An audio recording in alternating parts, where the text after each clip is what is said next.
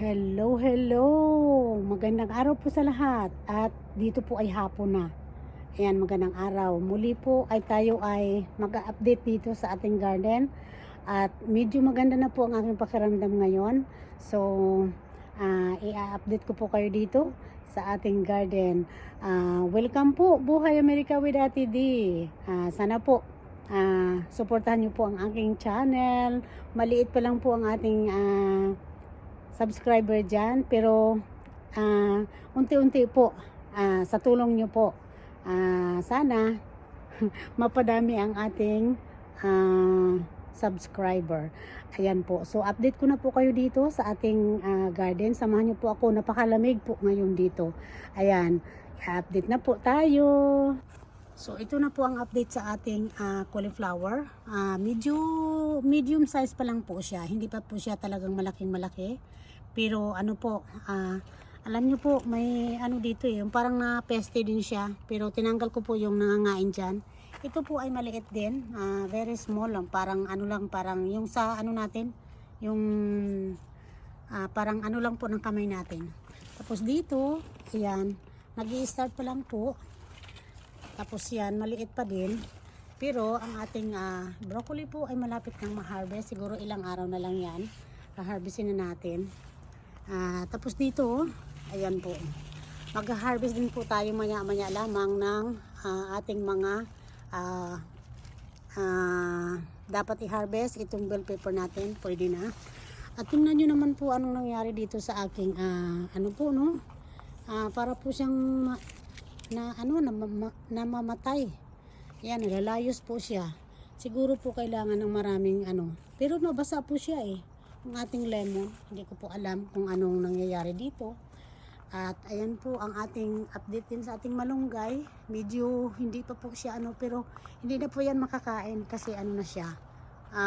Hindi na po maganda dahil nga sa lamig. At ito po ang small size naman. Ito small size yan. Maliit pa po siya na maliit pa po siya na broccoli. At dito, ayan ang ating ito ang ating lettuce. Tapos siyempre ang celery natin at saka ibang broccoli pa po dito. Ayan. Nag-uumpisa na din po sila tutubo po ng maliit na broccoli. At ang update po ng ating siling pansigang. Ayan, siling pansigang. Tapos ang kamuti po natin ay hindi na siya maganda. Kasi na po siya ng malamig. At yan pong okra natin, hindi na po nagbubunga kasi malamig na. Dito rin, ayan po Yan po yung mga update natin. At saka dito, ayan, may bunga po pala Ayan May bunga po ang ating siling pansigang. Pero alanganin pa po siyang pitasin. At dito, ayan, may patula pa po tayo dyan. I-harvest po natin yan maya-maya lamang. Ayan. At dito, ayan, may talong din. Ayan, maghanap din tayo dito ng talong maya-maya lamang, no? Ayan, may talong din. Ayan, ayan ang mga update dito, guys. At saka yung aking asparagus, guys, Nako, talagang po. Ito, yung iyan pong asparagus natin hindi na no? Kasi lumaki po siya ng sobra. O yun, dito yan. Natin dito, no?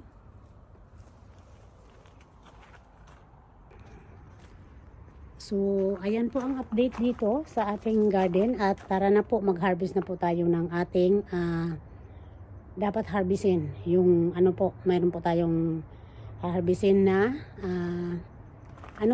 yung ating bok choy or pizza iba sa atin. Tara na, harvest na tayo. So dito po mag-harvest tayo ng ating bell pepper po ang i-harvest natin dito ngayon. Mayroon na po.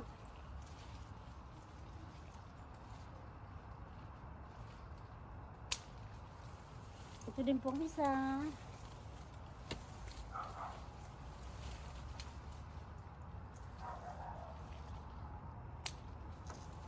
Ito po, pangatlo. Apat. Wala na po ba? Ayan, wala na po dito.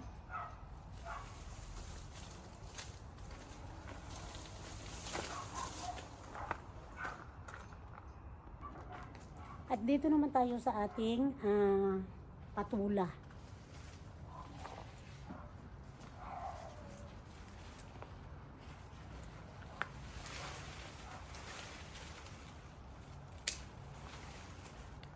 Ayan po. May patula tayo.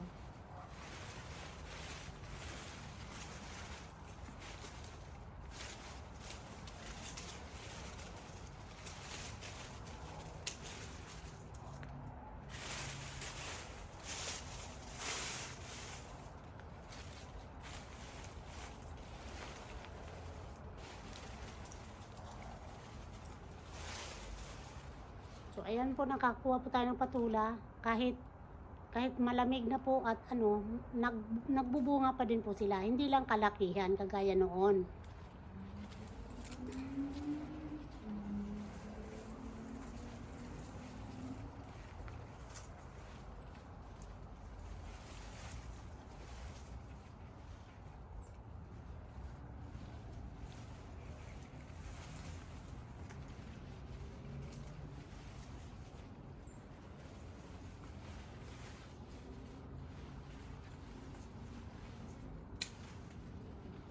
Ayan po, may nakita din tayong talong.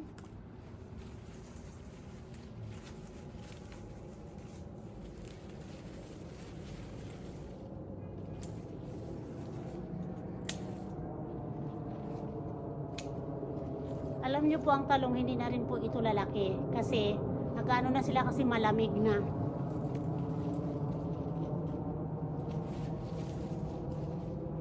Kaya kinukuha ko na po habang mapakinabangan pa. Kapag hindi na po yan mapakinabangan. So ito po ang ating harvest. Kukuha po tayo ng pitsay. So, ito po ang pitsay dito. Ilang beses ko na din po ito na harvestan. Marami na po dito. Na-harvestan ko na po dito yan. So, ito po ang mga natira niya. Harvestan din natin.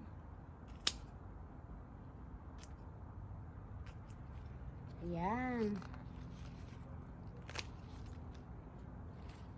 Kahit yung maliit po, kukunin na natin kasi hindi na rin po ito lalaki.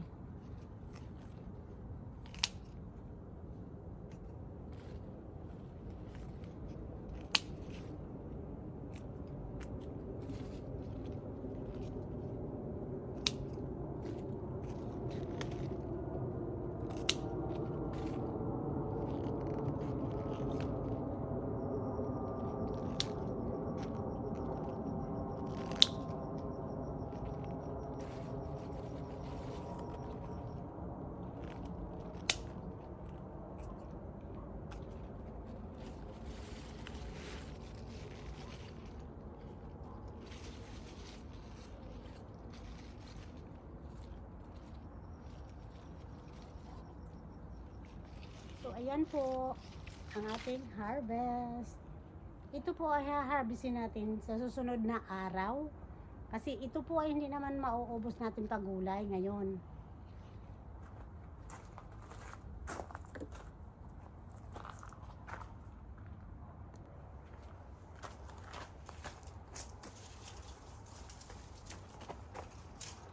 So, ito na po ang ating na-harvest ngayong araw.